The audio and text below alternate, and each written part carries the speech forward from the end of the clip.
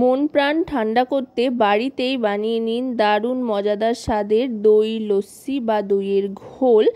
এর জন্য প্রথমেই যেটা করতে হবে সেটা কড়াইতে ভেজে নিতে হবে জিরে। এখানে 1 চামচ পরিমাণে জিরে নিয়ে নিয়েছি, যেটা খালি খোলায় ভেজে নিচ্ছি। জিরেটা থেকে ভাজা গন্ধ ছাড়তে আরম্ভ করলে তারপর হামলদিস্তায় এটাকে হাফ ক্রাশ করে নেব।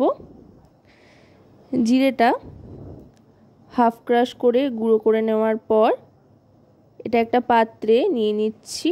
এখানে ভাজা জিরে গুঁড়োর সাথে সাথে নিয়ে নেব বিট লবণ আর চাট মশলা। যে কোনো শরবতে কিন্তু এই ভাজা জিরের গুঁড়োটা ব্যবহার করলে যেমন স্বাদ বাড়ে, তেমনি হজমেও কিন্তু অনেক সাহায্য করে। জিরের কিন্তু অনেক গুণ রয়েছে, তাই জিরেটা কিন্তু অবশ্যই এতে ব্যবহার করবেন। এবার নিয়ে নিয়েছি এখানে বিট লবণ আর চাট মশলা। আপনারা চাইলে বিট লবণের পরিবর্তে এমনি নুনও ব্যবহার করতে পারেন, তবে বিট লবণ দিলে বেশ একটা সুন্দর ফ্লেভার আসে। এবার নিয়ে নিচ্ছি এখানে 200 গ্রাম পরিমাণে টক দই জল সহ। টক দইটা নিয়ে নেওয়ার পর এবার এখানে নিয়ে নেব চিনি। চিনির পরিমাণটাও কিন্তু আপনারা আপনাদের স্বাদ অনুযায়ী কম বেশি করে নিতে পারেন। আমি এখানে 200 গ্রাম টক দইয়ের সাথে নিয়ে নিচ্ছি বড় চামচের ভর্তি 2 চামচ চিনি। এই 1 চামচ চিনি নিয়ে নিলাম, তারপর আরও আরেক চামচ নিয়ে নেব। প্রথমেই চিনি আর টক দইটাকে ভালো করে ফেটিয়ে নেব। এখানে আমি বিটারের সাহায্যে বিট করে নিচ্ছি। আপনাদের হাতের কাছে বিটার না থাকলে তাহলে আপনারা ডালের কাঁটা দিয়েও করতে পারেন। ডালের কাঁটা বা বিটারের পরিবর্তে চাইলে চামচ দিয়েও করতে পারেন।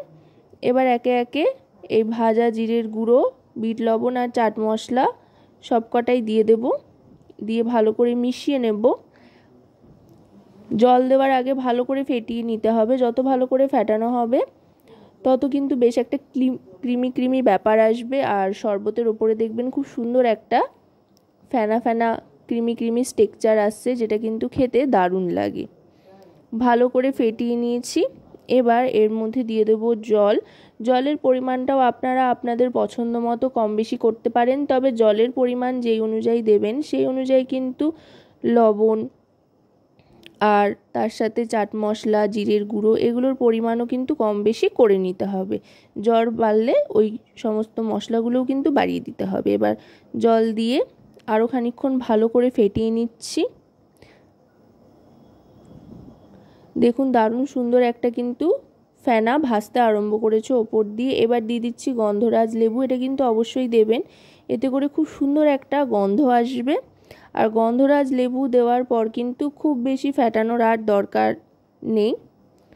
লেবুর রস দেওয়ার ক্ষেত্রে মাথায় রাখতে হবে লেবুর রসটা একদম শেষে দিতে হবে, তাতে করে গন্ধটা খুব সুন্দর হবে। আর গন্ধরাজ লেবুর যে বোটার অংশটা সেগুলো রেখে দেবেন, সেগুলো একটু উল্টো করে চিপে নেবেন, তাহলে দেখবেন খুব সুন্দর একটা গন্ধ আসছে। দেখুন এটা কিন্তু এবার তৈরি হয়ে গিয়েছে। আপনারা চাইলে এভাবেই ডিরেক্ট সার্ভ করে দিতে পারেন, তবে এটাকে আরও সুন্দর করে তোলার জন্য, আরও আকর্ষণীয় করে তোলার জন্য যেটা করতে হবে সেটা হলো গ্লাসে তো ঢেলে নিচ্ছি, তারপরে এর সাথে নিয়ে নেব খানিকটা বরফ কুচি বা বরফের টুকরো। সেটাও আপনারা আপনাদের পছন্দ মতো ব্যবহার করতে পারেন, চাইলে নাও ব্যবহার করতে পারেন, যেহেতু এটা কিন্তু ঠান্ডা জল দিয়েই তৈরি করা। আশা করব রেসিপিটি আপনাদের ভালো লাগবে। ভালো লাগলে অবশ্যই রান্নাবাটি চ্যানেলটিকে সাবস্ক্রাইব করে লাইক শেয়ার কমেন্টের মাধ্যমে আমাদের পাশে থাকবেন, আর পাশে থাকা বেল আইকনটি অন করে দেবেন সবার আগে সমস্ত রকম নতুন রান্নার নোটিফিকেশান পাওয়ার জন্য। কারণ আপনাদের নিয়ে আপনাদের জন্যই কিন্তু আমাদের চ্যানেল রান্নাবাটি। বরফ কিন্তু দেওয়া হয়ে গিয়েছে মোটামুটি। আমি প্রত্যেকটা 2 থেকে 3 পিস মতো বরফের টুকরো এখানে দিয়ে দিলাম।